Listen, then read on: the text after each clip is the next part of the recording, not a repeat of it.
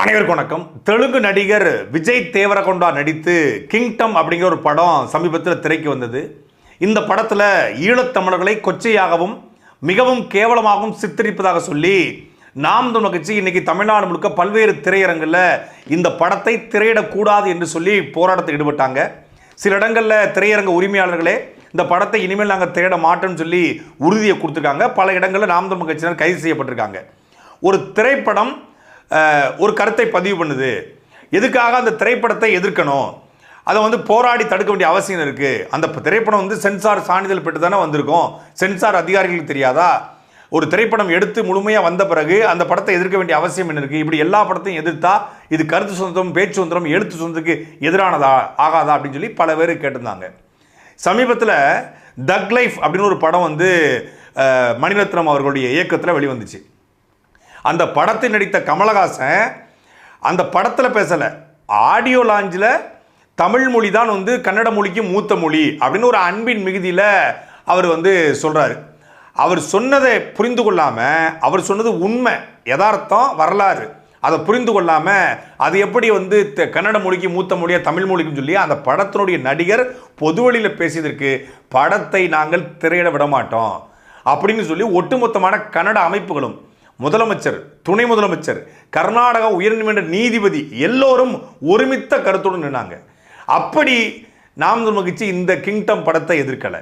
Kingdom படத்தை நடித்த விஜய் தேவரகொண்டாவோ, அந்த படத்தினுடைய இயக்குனர் கௌதம் தின்னநேரி, திருநெல்வேலி கிடையாது, கௌதம் தின்னநேரி, அந்த இயக்குனரோ தமிழ் இனத்திற்கு, தமிழ் மொழிக்கு, தமிழ் பண்பாட்டுக்கு, தமிழ் கலாச்சாரத்துக்கு எதிராக பேசிட்டாங்க அப்படிங்கிறதுக்காக அவங்க மேலே கொண்ட காழ்ப்புணர்ச்சியின் காரணமாக இல்லை அவங்க தெலுங்கர்கள் என்பதற்காக இந்த படத்தை நாம் தமிழர் கட்சி எதிர்க்கலை.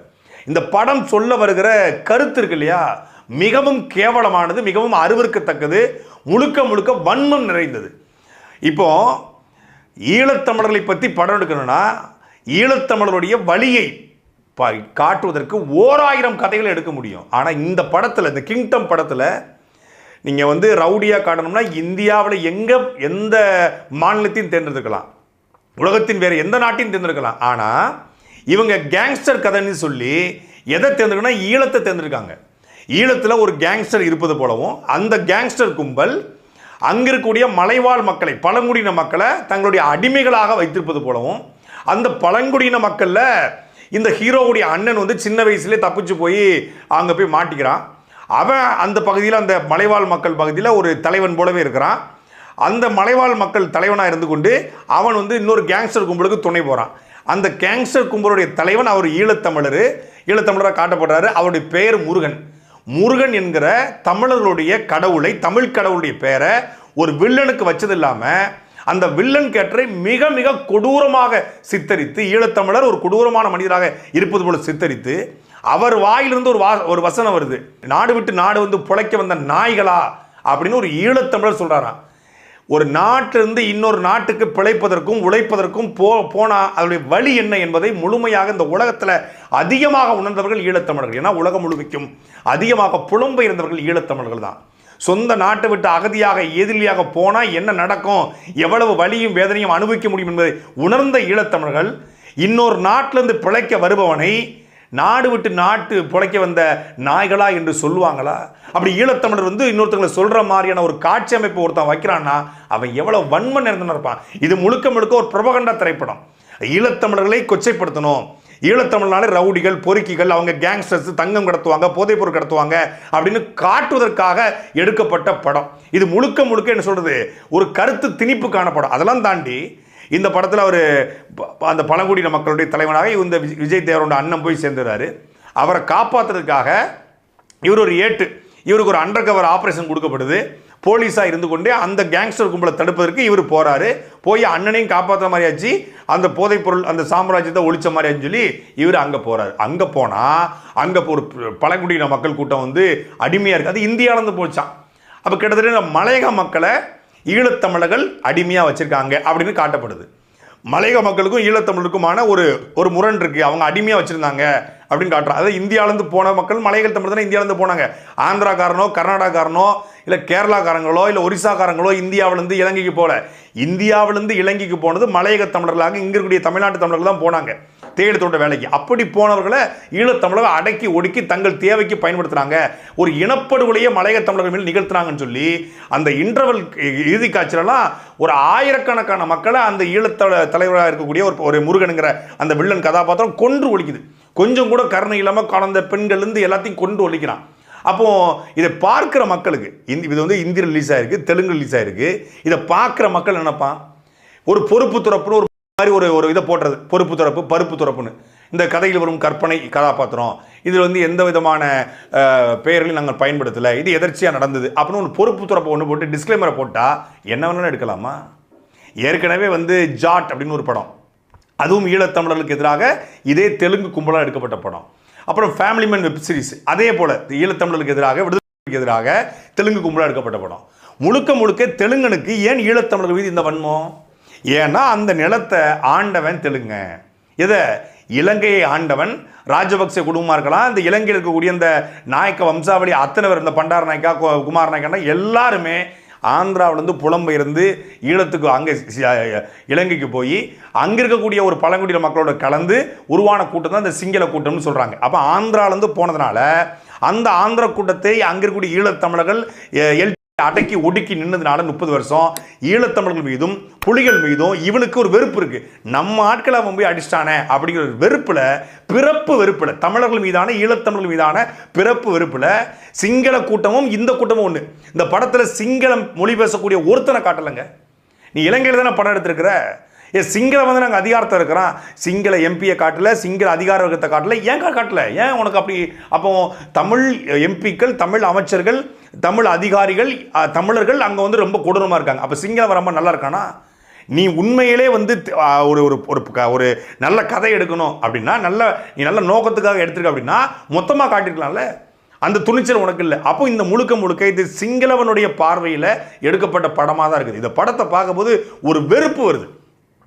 எவ்வளவு வன்மத்தோடு திட்டமிட்டு இந்த படத்தை எடுத்திருக்கான் அப்படின்னா, ஒரு காட்சியில் ஒரு வசனம் சொல்கிறான், இந்த மாதிரி இந்த மண்ணில் இயல்பாகவே வந்து இந்த மண்ணில் ஏதோ ஒரு பிரச்சனை இருக்குது, இந்த மண்ணில் வந்து சாதாரண மனிதர்கள் கூட இந்த மண்ணுக்கு வந்து அரக்கனாக மாறிடுறான். யாரை சொல்கிற? முதல்ல நீ ராவணன்னு சொல்கிறியா, இல்லை தலைவர் பிரபாகரனை சொல்கிறியா, இல்லை அங்களுடைய புலிகளை சொல்கிறியா, இல்லை அங்கே மக்களை சொல்கிறியா? இந்த மண்ணில் இயல்பிலே ஒரு பிரச்சனை இருக்குது அப்படின்னு ஒரு வசனத்தை வைக்க முடியுது. இப்படி தமிழ்நாட்டில் ஒரு படத்தை எடுத்து தெலுங்கு மண்ணில் இயல்பிலே ஒரு பிரச்சனை இருக்குது, அவங்க எல்லாருமே வந்து ஏதாவது சொன்னால் தப்பாயிராதா? கன்னட மக்களை சொல்ல முடியுமா? மலையாள மக்களை சொல்ல முடியுமா? இல்லை இந்தியா முழுக்க இந்தி பேசக்கூடிய மக்களை இயல்பிலே அவங்களுக்கு பிரச்சனை இருக்குன்னு சொல்ல முடியுமா? ஆனால் தமிழ் மொழி பேசக்கூடிய தமிழர் நிலத்தை இயல்பிலேயே இந்த மண்ணில் ஒரு பிரச்சனை இருக்குது, இங்கே பிறக்கிற எல்லாரும் அரக்கர்களாக இருக்கான், இந்த மண்ணுக்கு யார் வந்தாலும் அரக்கனாக மாறிடுறான் அப்படின்னு ஒரு வசனத்தை எழுதி படமாக்கி அதை தமிழ்நாட்டில் வெளியிடணுங்கிற துணிச்சல் ஒருத்தர் இருக்கு பாருங்க. ஏங்க தமிழ் மொழி கன்னட மொழிக்கு மூத்த மொழின்னு சொன்னதற்காகவே ஒரு நடிகருடைய படத்தை கர்நாடகாவில் வெளியிட விடலை. ஏன்னா மானமுள்ள கன்னடம். இங்கே ஒரு கேடுகட்ட கேவலப்பட்ட ஈனக்கூட்டம் இருக்குது. எவன் படம் எடுத்தாலும் பார்க்குறது விஜய் தேவரகொண்டால பல பேர் தேவர் நினச்சிக்கிட்டு இருக்கான். ஐயோ கேப்பலுங்க, விஜய் தேவரகொண்டா, அவர் தேவரகொண்டான தேவர் கொண்டா அப்படின்னு நினச்சிட்டு இருக்கான். அவர் படத்தை ஓடணும். படத்தினுடைய கருத்து தான் நம்ம பார்க்குறோம். அவன் எவன் நடிச்சிருக்கான், எவன் படத்தை தயாரிச்சிருக்கான், எவன் இயக்கியிருக்கான்னு தாண்டி படத்துடைய கருத்து முழுக்க தமிழருக்கு எதிராக எடுக்கப்பட்டிருக்கு. ஈழத்தமிழருக்கு எதிராக எடுத்தானே, தமிழருக்கு எதிராக எடுத்தானே. இதை தமிழ்நாடு முழுக்க நாம் தமிழ் கட்சி இன்னைக்கு இன உரிமை, மொழி உரிமை, இனத்துக்கு எதிராக மொழிக்கு எதிராக ஒருத்தன் பேசினாலோ எழுதினாலோ திரைப்படம் எடுத்தாலோ எதிர்க்கக்கூடிய ஒரே குரல் அண்ணன் சீமானுடைய குரல். சீமானுடைய அரசியல் எதற்காக அப்படின்னு கேட்குற பல பேருக்கு இதற்காகத்தான் அண்ணன் சீமான் அரசியல். நாம் தமிழ் கட்சி எதுக்குது? அந்த நாம் தமிழ் கட்சி எதிர்ப்பதற்கு தடை கேட்டு, இந்த படத்துக்கு தடை கேட்டு போனா பரவாயில்ல, நாம் தமிழ் கட்சி எதிர்ப்பதற்கு தடை கேட்டு தமிழ்நாட்டை சார்ந்த ஒருத்தன், அவன் ஒரு டிஸ்ட்ரிபியூட்டரான், SSI ப்ரொடக்ஷன் சொல்லி சுப்பையா ஆறுமுகம், அவன் போய் இந்த படத்தை தமிழ்நாட்டில் நான் தான் டிஸ்ட்ரிபியூட் பண்ணிக்கேன். நீ வியாபாரம் பண்ணுறதுக்கு தமிழனுடைய ரத்தத்தில் தமிழனுடைய வரலாறை தவறாக திரிச்சு, தமிழனை இழிவுபடுத்தி, தமிழனை கொச்சைப்படுத்துற உங்கள் ஆத்தாலையும் உங்கள் அப்பனையும் ஒருத்தன் கொச்சைப்படுத்துகிறான். அதை பற்றி கவலைப்படாமல் பணம் சம்பாதிக்கிறதுக்கு வேற தொழில் பண்ணலாம்ல சுப்பையா? கன்னட இதை பண்ணுவானாங்க. கன்னடத்தை ஒரு டிஸ்ட்ரிபியூட்டர், ஒரு தயாரிப்பாளர் கன்னடனை இழிவுபடுத்தினா கர்நாடகாவில் ரிலீஸ் பண்ணுறதுக்கு படத்தை வாங்குவானா? ஒரு மலையாள மக்களையோ மலையாள மொழியவோ யாராவது இழிவுபடுத்தினா ஒரு மலையாள டிஸ்ட்ரிபியூட்டர், மலையாள தயாரிப்பாளர் அந்த படத்தை கேரளாவில் வெளியிடுவதற்காக வாங்குவாரா? ஆந்திராவில் தெலுங்கர்களை இழிவுபடுத்தி ஒரு படம் எடுத்துடும். சேகர் ரெட்டி இருக்கான்ல, மணல் கொள்ளையன், ஆத்துமலை கொள்ளையன், மொட்டையன், அவனை பற்றி ஒரு கதை எடுத்துடுறோம். அவன் தமிழ்நாடு முழுக்க வந்து இந்த சேகர் ரெட்டி தெலுங்கன் தான் தமிழ்நாட்டுடைய மண்ணை பூரா அள்ளி தின்னுட்டான், தமிழ்நாட்டோட மலையை பூரா வெட்டி கொண்டு போயிட்டான், அவன் தான் முழுக்க முழுக்க மலை முழுங்கி மகாதேவன் இந்த சேகர் ரெட்டி. அப்புறம் ரெட்டி பிரதர்ஸ், இவன் ஆந்திராக்கள் மலையை பூரா திருப்பதி தவிர எல்லாத்தையும் மொட்டை போட்டு முழுங்கிட்டானுங்க, பலாயிரம் கோடியை கொள்ளையடிச்சிட்டானுங்க அப்படின்னு ஒரு படத்தில் சேகர் ரெட்டி கதாபாத்திரம் வச்சு ஆந்திராவில் வெளியிடுங்க பார்ப்போம். ஆந்திர டிஸ்ட்ரிபியூட்டர், ஆந்திர தயாரிப்பாளர் வாங்கிடுவானு பார்ப்போம். வாங்க மாட்டான். ஏன் திருப்பதி கோவிலில் லட்டில் வேற ஏதோ கலந்துருக்காங்க, இதில் வந்து பலாயிரம் கோடி கொள்ளையடிச்சிட்டாங்க அப்படின்னு திருப்பதி லட்டை வச்சு ஒரு படத்தை எடுத்துருங்க பார்ப்போம். எடுத்து ஆந்திராவில் நீங்கள் வெளியிட்டுருங்க பார்ப்போம். தமிழ்நாட்டில் இப்போ அந்த படத்தை தமிழ்நாட்டிலே ஓட மாட்டான். ஏன்னா தமிழ்நாட்டிலே 42 விழுக்காடு 52 விழுக்காடு தெலுங்கு தான் இருக்கான். ஆட்சி அவங்க ஆட்சி தான் நடந்துகிட்டு இருக்கு. வெளியிட முடியுமா? ஆந்திராவில் இருக்கக்கூடிய இல்லீகல் ஆக்டிவிட்டிஸ் குறித்தோ ஆந்திராவில் இருக்கக்கூடிய ஊழல் குறித்து கூட இங்கே படம் எடுக்க முடியாது. ஆனால் தமிழ்நாட்டை நான் ஈஸியாக எடுத்துடலாம். தமிழர்களை இழிவுபடுத்துகிற மாதிரி, தமிழர்களை கேவலப்படுத்துகிற மாதிரி, தமிழன் நான் முட்டாள்னு சொல்கிற மாதிரி, தமிழ் பெயர்களை வந்து வில்லனுக்கு கொடூரமாக வைத்து முருகன்கிற பேரை, எவ்வளவு மதிக்கத்தக்க ஒரு பேரை வந்து ஒரு வில்லனாக வச்சு சித்தரித்து அதை கொடூரமாக காட்டு ஒரு படத்தை எடுக்கிறான். அதை தமிழ்நாட்டை சார்ந்த ஒரு டிஸ்ட்ரிபியூட்டர் எடுத்து தமிழ்நாட்டில் ரிலீஸ் பண்ணுறான்னா அவனுக்கு எவ்வளோ துணிச்சல் இருக்கும். தமிழன் கேட்க மாட்டான், தமிழன் இழிச்ச வாங்க, தமிழனுக்கு தலைமை இல்லை, யார் கேட்க போறா அப்படிங்கிற திமிரும் துணிச்சலும் தான் இந்த படத்தை தமிழ்நாட்டில் வெளியிட வச்சிருக்கு. தமிழ்நாட்டுடைய திரையரங்க உரிமையாளர்கள் இந்த படத்தை எல்லாரும் பார்த்துருப்பாங்க. ஏன்னா 3 நாள் இந்த படம் ஓடிடுச்சு. இது ஒரு கேவலமான படம். இது தமிழர்களுக்கு எதிரான படங்களாம் தாண்டி மரண மொக்கையான படம்.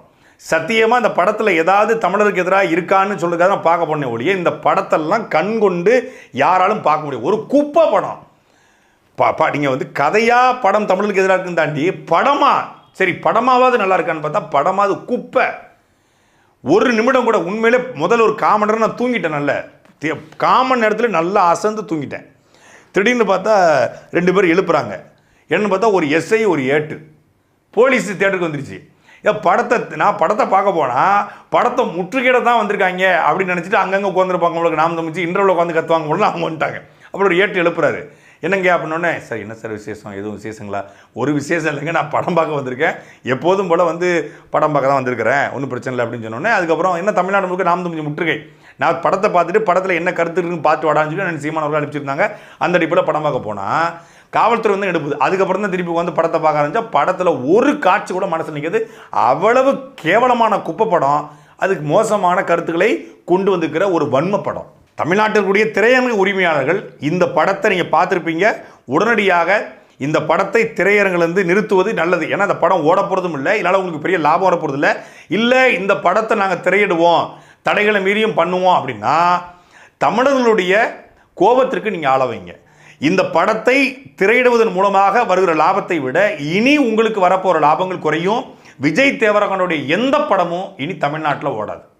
விஜய் தேவரகொண்டா இந்த படத்தின் மூலமாக சொல்ல வந்த கருத்துக்களுக்காக அவர் வருத்தம் தெரிவிக்கணும், மன்னிப்பு கோரணும். இல்லைன்னா இனி எந்த படம் நடித்தாலும் தமிழ்நாட்டில் எந்த தேட்டர்லையும் அந்த படம் ஓடாது. அதற்கு முழு மூச்சாக நாம் தமிழ் கட்சி களத்தில் நிற்கும்.